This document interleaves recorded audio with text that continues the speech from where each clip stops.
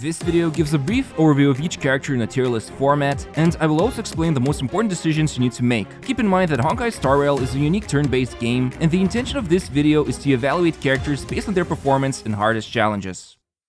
One of the first party members to join you in the game, March 7th's primary role is to be a support since her skill can apply a shield for one ally, but she's also a pretty good ice toughness damage dealer. You see, in this game, it's extremely important to break the enemy's toughness bar, otherwise they take lower damage, and because she has a unique talent which allows her to do counterattack to any enemy after they attack a shielded ally, this helps restore her energy and deal ice damage. Energy is needed for every character to unleash their ultimate, and while her ultimate deals low damage, the game does have a special mode called Simulated Universe, which is a roguelike dungeon where you can acquire buffs, and so her ice damage can be significantly better there. Also, her ultimate can freeze enemies, and allies she shields will have higher aggro, so they can tank some of the hits. Most importantly, every character has access to 3 passive abilities called traces, and the most important one allows her to cleanse 1 debuff when using her skill. Overall, March 7th is a really decent free-to-play unit that will help you get through the story and Simulated Universe.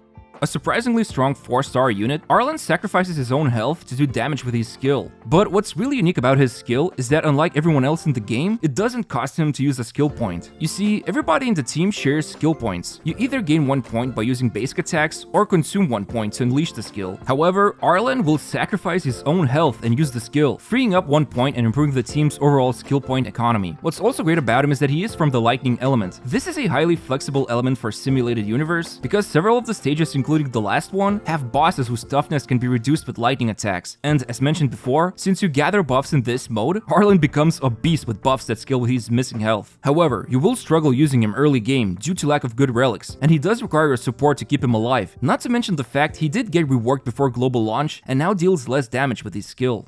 Tingyun is probably one of the best characters in the game, and she's only a 4-star. Her skill will bless one ally with a strong attack buff that also allows her to deal extra damage based on the characters she buffed. Now, her ultimate also increases one ally's attack, but in addition, she restores energy as well. Energy in this game is extremely important, because by fully reaching it, you can unleash the character's ultimate, and so Tingyun works wonders as a support. She is also extremely good in the currently hardest game mode called the Forgotten Hall. If you play Genshin, think of it like the Abyss, except here you have limited amount of turns to achieve 3 stars, so she's really good in this mode. Also, I won't mention this with every character, but each one has a technique, which is an ability you can use before the fight, and her technique allows her to restore energy, which, as you already understand, it's really good. Overall, Tingyun is sort of like Bennett from Genshin Impact, although she doesn't heal, and even if she did get nerfed before global launch, she is still a really good 4-star damage buffer.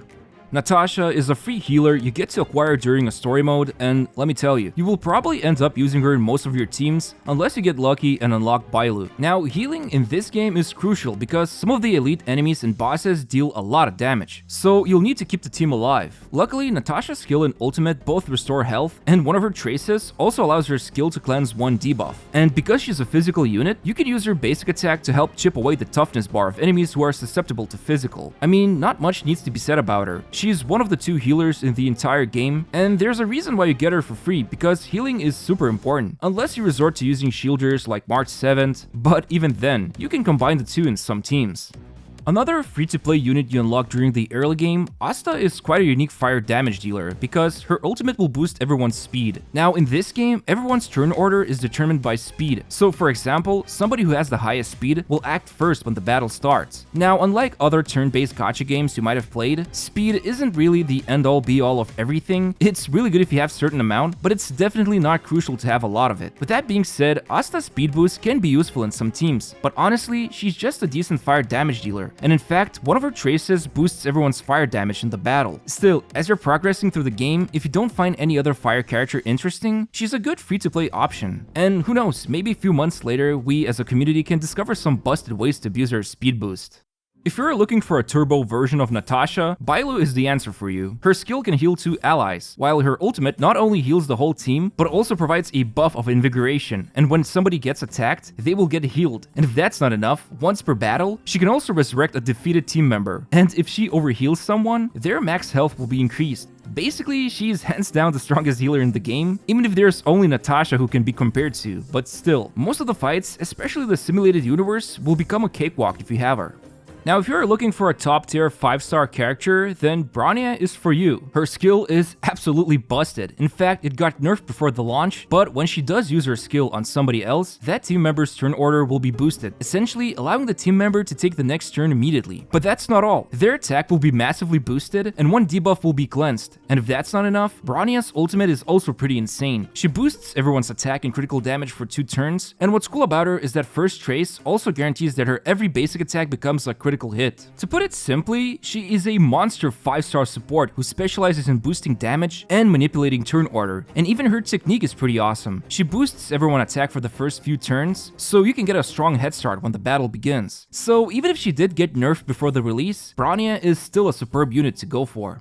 Besides being too precious for this world, Clara is actually an interesting tank because of her companion, Mr. Svarog. If an enemy attacks her, they become marked, and this allows her to counterattack. She can also attack more than one enemy with her skill if they have the mark, while the ultimate allows her to reduce incoming damage, and then for a few turns, she will also counterattack enemies if any other teammate gets hit. Also, she has a flexible trace which has a chance to self-cleanse her if she gets attacked, and more importantly, she is one of the few physical damage dealers in the game, so she's great for reducing toughness. Still, because she relies on getting hit by enemies, her damage can fluctuate by quite a lot, and while her ideal scenario is going up against 3 or more enemies, it's not always going to be the case, so her damage output varies.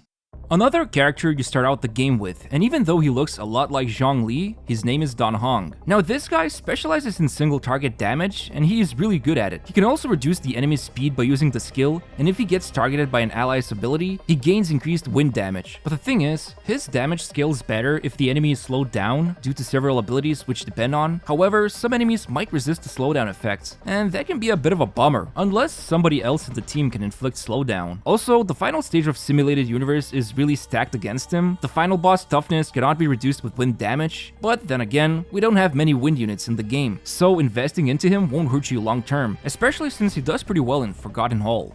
The ultimate shielder, he literally summons a massive ice wall to protect the team. Gepard is like March 7th, but on steroids. His skill has a high chance to freeze an enemy, and in this game, every element has their own unique version of a debuff. Freeze, for example, forces the enemy to skip one turn, which is pretty amazing. Although, a lot of bosses and elite enemies do have a resistance to freeze. Now his ultimate summons a massive ice wall. It doesn't deal damage, but it will apply shield on everyone. Gepard has also a cool talent which allows him to self-revive when he is defeated, and he will also restore his energy to full, although this only works once per battle. Most importantly, his first trace grants him increased taunt, which is a hidden stat in the game, and enemies are more likely to attack those who have higher taunt. Overall, he is a really good ice tank. I do wish his ultimate dealt damage, but otherwise, using his basic attack and skill can be a good way to reduce the enemy's toughness, even if it's a single target.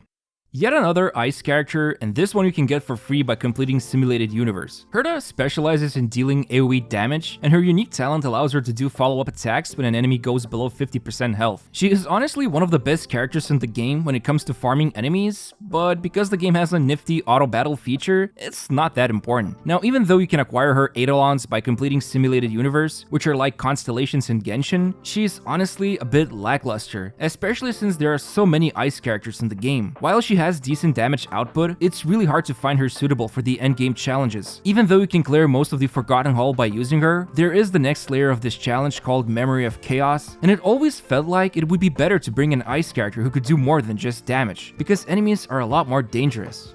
Himeko just wants to watch the world burn. No, seriously, one of her traces allows her to inflict burn debuff with any attack, while another trace boosts her damage when the enemy is burning. She also has a really cool ultimate that unleashes a satellite laser, damaging all enemies and returning some energy if they are defeated. But the thing about Himeko is that before global launch, she was kind of underwhelming because AoE damage is less value than strong single target attacks, since most enemy lineups are usually mixed and you won't break all of their toughness with AoE, as they might not be all susceptible to that one element, like fire as an example. Still, Himeko before launch could apply burn only with her basic attack, which made her feel limiting, but now that she has a 50% chance to cause burn with any attack, she definitely ends up higher in this list than most would have expected.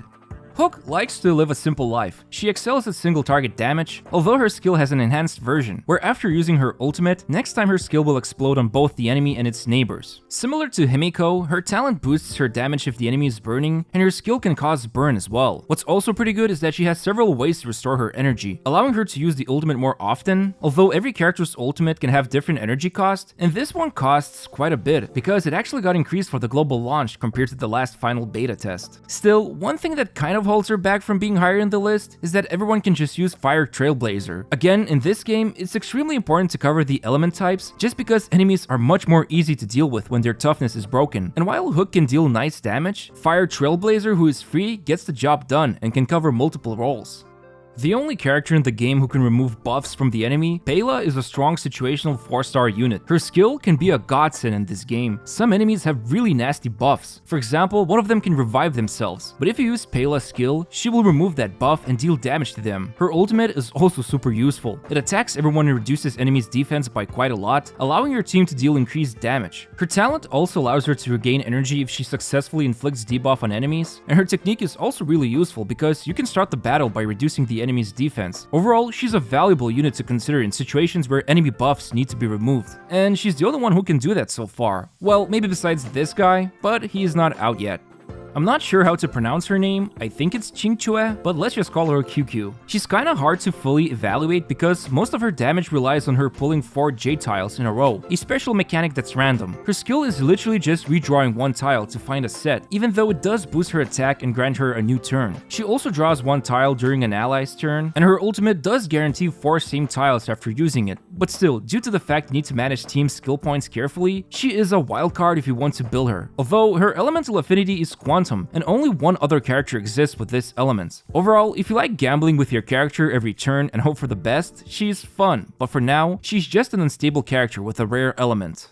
Sampo is kind of interesting because he specializes in boosting damage over time debuffs, like Wind Shear, which he has a chance to apply with any of his attacks. His ultimate deals damage to everyone and increases damage over time taken by quite a lot, but for the most part, his biggest selling point has to be the fact he deals wind damage, since there's only Bronya and Heng. Still, because of the fact Wind Shear can be stacked up to 5 times on an enemy, Sampo specializes in dealing damage over time, and if built correctly, he can perform pretty nicely. Playing Seele sometimes feels like you're cheating thanks to her unique talent, which allows her to take an extra turn after she defeats an enemy. All her abilities deal single target damage, and she's really good at it. She is also from the Quantum element. Quite a few bosses' toughness can be reduced with Quantum, especially the last one in Simulated Universe, and above all, she's a pretty interesting character to build if you want to maximize her damage, but I'll talk about it more in my Seele guide video that's coming soon. For now, she's a great character to go for if you want a Quantum damage dealer who specializes in nuking single targets. Everyone is getting Serval for free thanks to the pre-registration rewards, and she's kinda similar to Sampo. Her skill deals splash damage and applies shock over time, while the ultimate attacks everyone and extends the shock duration. What's even better, when she attacks, everyone who is shocked gets damaged separately, so there's an easy synergy to follow along if you want to maximize her damage. However, unlike Arlan, she does consume skill points to use her skill, and her single target damage is weaker compared to his. But on the other hand, you don't need to babysit her compared to Arlan. But regardless, she's a nice unit that everyone has access to, and while her shock application can be gimmicky, in places like Forgotten Hall, front-loaded damage that can be pushed out in as few turns as possible is more valuable. Sushang is a really solid physical damage dealer who has several ways to take more turns. For example, her skill attacks one enemy and has a chance to attack again, or it's guaranteed if the toughness is broken. And as for the ultimate, after she attacks, she takes one extra turn, and now her skill can trigger additional times, although it will deal less damage. It's really surprising to see this much from a 4-star, and if you're in the market for a single target physical damage dealer, she's a great choice to go for, although you will need to build a team around her since she doesn't offer anything beneficial to others. And speaking of physical damage dealers, the Trailblazer during global launch has access to 2 elements, physical at the start of the game, and later on you also unlock fire. I'll be honest with you, unless I don't understand something about the physical Trailblazer, you're much better off with the fire version. While the physical version can deal decent amount of damage, nothing else of value is offered, and once you unlock fire, I think you'll understand why. To put it simply, Fire Trailblazer is a really good tank, but they can also deliver good damage and protect the team, even if the generated shields are flimsy, but the the tanking is good and the fire damage reduces toughness pretty well, so it's like a package unit with several roles. Mainly a tank, but also toughness breaker and damage dealer. So there's a huge difference between these two versions, and right now, fire version is definitely the way to go. Unless of course you like beating enemies senseless with the baseball bat. Welt is the strongest imaginary element character in the game, and it's definitely not because he's the only imaginary character during global launch. No, but seriously, Welt is a super solid debuffer and a damage dealer. Before the launch, he got buffed and now his ultimate not only can imprison enemies and delay their speed, but also increase the damage they will take. His skill, while a bit random, lands several slashes and can also reduce speed of enemies. He is definitely the most unique character in the game right now, since he is the only one from the imaginary element, and having a bunch of utilities to delay enemies and make them take more damage is quite strong. Yanqing specializes in dealing a lot of damage to one enemy, and he does so by relying on his special empathic sword, which lets him increase his critical rate and damage by quite a lot. You can activate this empathic sword by using his skill, and once it's active, his ultimate becomes better and allows him to gain even more critical damage. Now, what's a bit of a letdown is that if he does get damaged, he loses the empathic sword, even though he is less likely to be targeted by enemies thanks to his talent. But since a lot of enemies can deal AoE or splash damage, he can get caught in the crossfire. Still, he has a huge single target damage potential despite the unique playstyle. Now, a bunch of characters you might have seen aren't getting released along with version 1.0. Silverwolf and Kafka, who you get to play with at the start of the game, are not known when they are coming. Lucha, who is an imaginary healer, and you get to play with him during a storyline, is also not known when he's coming. However, Yuan will be released in the second phase of version 1.0, but because his kit is not officially available, it's not clear how strong he is, even if during closed beta test he was pretty insane. But all in all, these characters along with few others are not yet in the game, so it wouldn't be fair to rate them until they come out officially. I hope you understand that the main idea of this day 1 tier list video is to give you a brief intro about every character, and I'm pretty sure the ranking will change soon, as me and the others in the community work towards understanding the game better. Don't take these rankings to heart, because what's most important is to comprehend each character's role and how they fit into teams. Also, because the game heavily revolves around breaking the enemy's toughness, you really need to think about investing into characters who can, well, break the toughness. And more importantly, you will definitely need a healer or shielder to stay alive, and someone to provide buffs or other kinds of utility, while reserving the last 2 slots for damage dealers. But I'll talk about this more in my upcoming teams video, or if you want to stay up to date, you can also follow my Twitter account, link in the description. And keep in mind that I did take into consideration all of the official character stats that got updated from the final closed beta test to global launch edition. So things like Natasha's and Bailu's healing getting reworked to scale more with flat HP bonus, and Arlan with hook as well as Tingyun getting balance changes, as well as the rest of the characters have been reviewed once more before releasing this tier list. But anyway, I hope you enjoyed the video, and if there's anything I missed, let me know, and I'll update the pinned comment. But for now, I hope you get the characters you want or get lucky in general, and remember, don't spend on this game if it gets you in financial trouble. It's really not worth it, it's only a gacha game after all. Anyway, thanks for watching, and see you very soon.